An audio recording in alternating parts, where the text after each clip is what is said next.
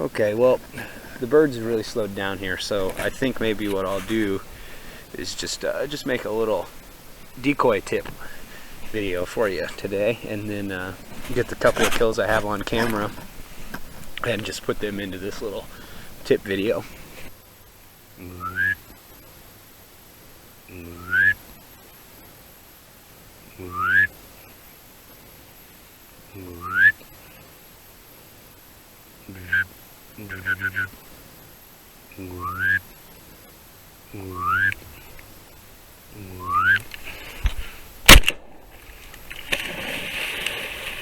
Well, there's one.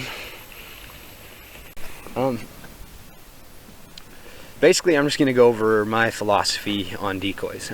I like cheap decoys. My favorite decoys ever were the original hot buys with the square keel, like you see these guys here. The reason I'm the fondest of these is because they're small. If you drill out the keels and take the sand out of them, they're really light and they're really durable. These are about as crack proof as decoys get.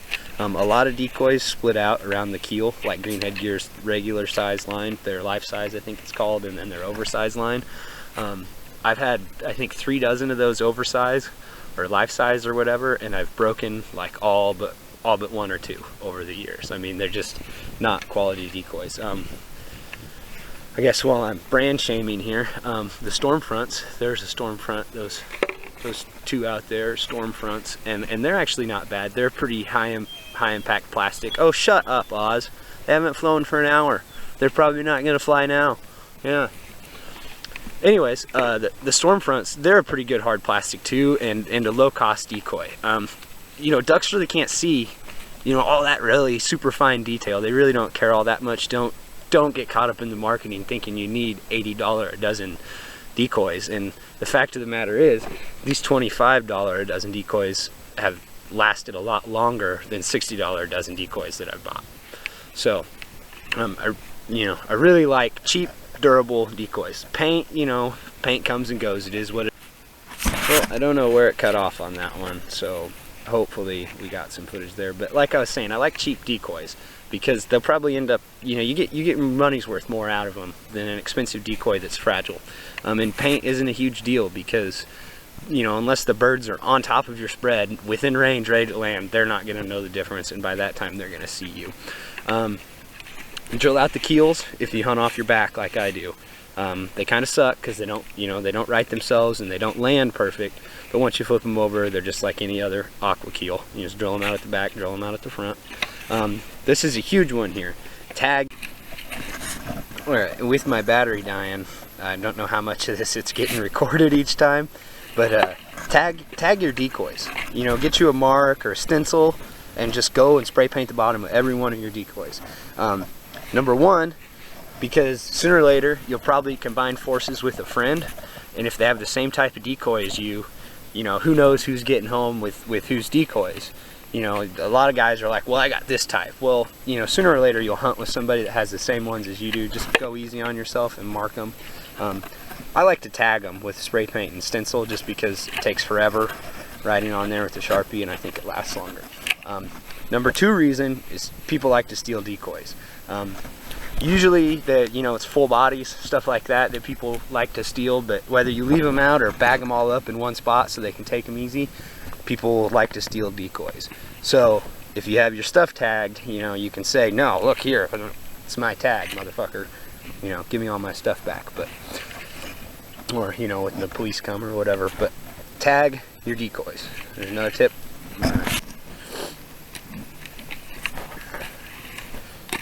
Okay, so now that we've talked about kind of what I prefer and about tagging them, let's talk a little about rigging. And this is just my method. Your mileage, you know, might vary.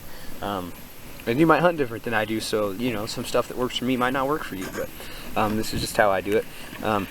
Instead of tying a knot around there, you want to tie this one lopsided, offset like that. Thought I heard a goose. Oh, yeah. They're a flock of geese. Anyways, tie it off to the side so that if you're in current, it's always pulling kind of off to the side on this, and then you'll get a swimmer effect. Okay, there's tip number 1. And then I use the rubber line. Two reasons: it doesn't tangle, and then the other reason is that it breaks, and that's because of my dog. I mostly hunt current, as you can see, with a riprap rock bottom, so snags are a big deal to me. And if you get your dog snagged in it, you know, and it's string snags the dog easier, number one, and number two, it doesn't break. So I try to use this because it's just safer around my dog, and it, you know, it doesn't tangle, and it's, you know, it's a little better in the cold to work. All right, and now onward from lines to weights. I personally like the flat lead strap weights, just because I hunt a riprap bottom, and to keep them from snagging, you want them flat and as far out, or as flat and as long as possible, and you still snag quite a few. But then also, if you're in a current sand bottom, you can kink it. So this gives you a pretty versatile weight here, as opposed to like the mushroom weight, which would be hell here. You'd lose half of them or better if you put them out. So like I was saying, I just prefer the flat anchors for simplicity, for storage, and you know, versatility. And I think that about wraps it up. I'm gonna go ahead and pick up decoys here. I saw one more bird, but he didn't want nothing to do with me, so I encourage you guys to subscribe to my channel, post a question or comment it down below if you have it, and check out my other hunting videos other than these infomercials. Anyways, cheers, thanks for watching. Hope you have a good season. Looky there, there's a bird coming in. Uh-oh. It's gonna be a bad day for this guy.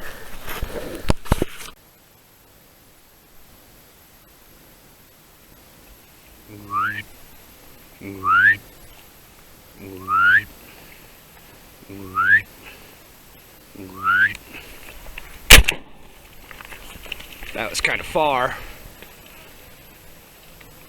I don't know, did you hear him squeal when he hit the ground? That's kind of morbid. Well, how alive is he? Not alive enough to swim to the bank.